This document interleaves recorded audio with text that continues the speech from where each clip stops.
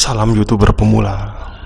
Bersama saya kita akan membahas masalah-masalah di YouTube atau apapun ya, tetek bengeknya ya.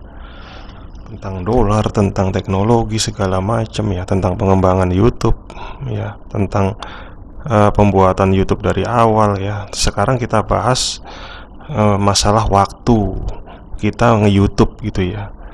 Sebenarnya saya, Anda, dan YouTuber pemula lain yang baru merintis adalah salah ya dalam hal waktu ini ya. Saya memulai bisnis YouTube dari tahun 2019 ya, mau ke 2020 ya. Pada waktu itu mendekati waktu kita krisis ekonomi karena Covid ya, belum perang ya kan. Tahun 2022 ya, perang di Ukraina, di Rusia segala macam ya, turut membuat harga iklan di YouTube rata-rata dunia turun ya, terutama di Indonesia juga. Entah itu iklannya berkurang atau iklan makin murah ya, resesi ekonomi alasannya seperti itu ya. Oke, perjuangan Anda setelah tahun 2021 ya, itu sangat berat. Saya saja yang ketika itu dalam masa Covid ya, dan saya tidak memulai bisnis lain selain ini, maka pendapatan itu ada di puncak. Dan saya merasakan bahwa di tahun pertama besar gitu ya, bisa dapat 4 juta, 5 juta gitu ya, padahal subscriber masih 10.000. Kadang saya berpikir seperti ini, kenapa saya tidak memulai YouTube itu di tahun 2014 ya, 2015, padahal saya bisa membuat video gitu kan, pasti banyak yang nonton ya, itu dipastikan 100% benar gitu kan. Kenapa saya malah nonton YouTube tapi nggak ngebuat YouTube ya kan? Kadang penyesalan itu datangnya di akhir gitu ya. Walaupun kita berusahanya di akhir ya, salah waktu ya. Ya, ada hal-hal baik yang bisa kita terima ya. Ada semangat-semangat tertentu, ada ilmu-ilmu tertentu, ada wawasan tertentu yang bisa kita ambil ya. Misal begini,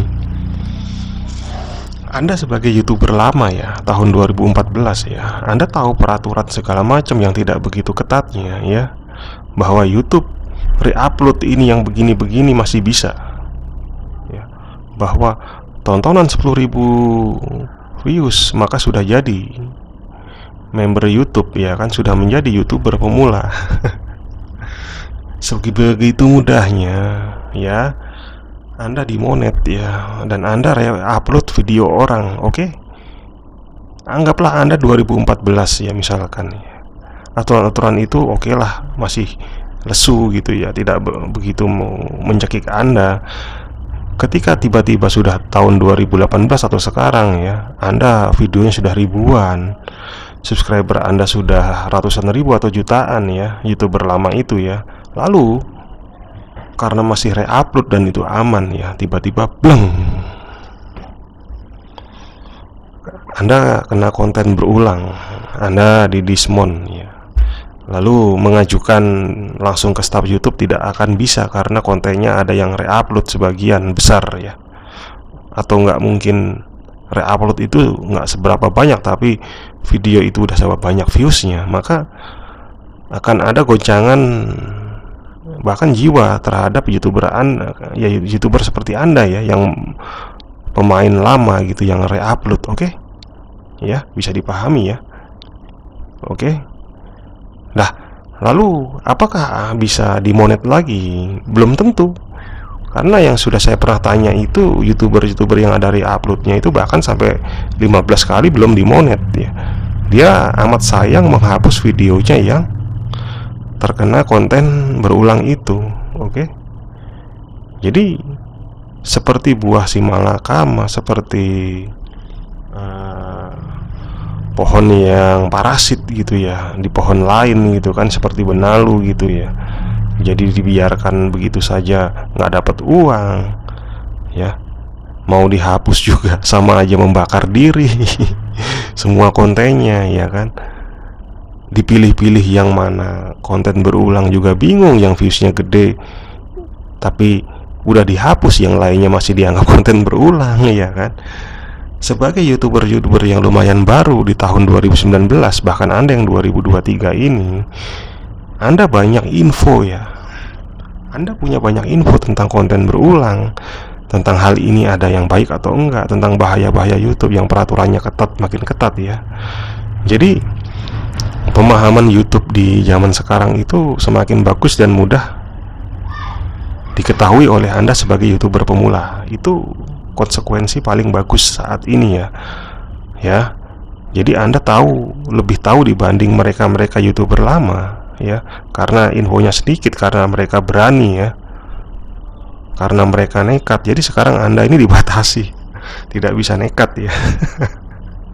Mencuri konten orang lain, peraturannya harus bagaimana ya.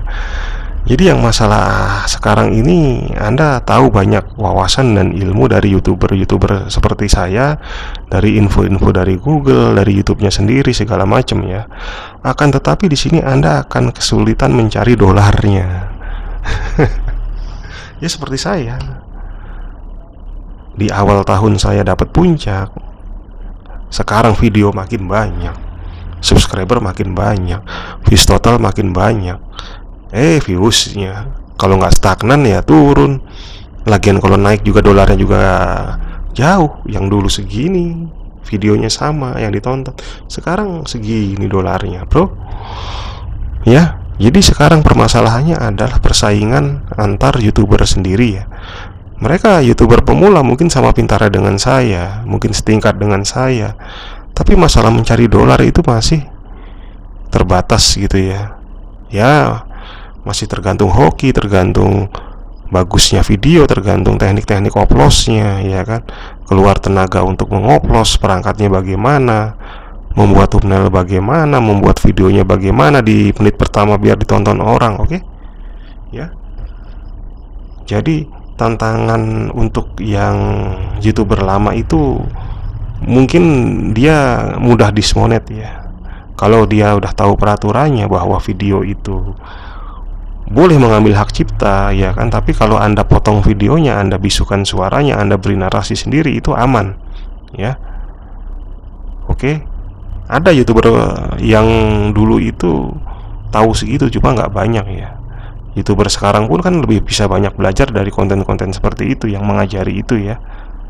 Jadi Anda di zaman ini tantangannya adalah Anda bisa gampang atau lebih mudah tahu tentang wawasan YouTube, tapi tetap kesulitan mencari dolar ya, karena persaingan ya, persaingan antara saya, antara Anda dan YouTuber besar lain yang masih bertahan dan mau bertahan dan masih mau maju. Oke, itulah kebaikannya memulai YouTube di tahun 2023 ini, dan mungkin tahun selanjutnya. Salam YouTuber pemula.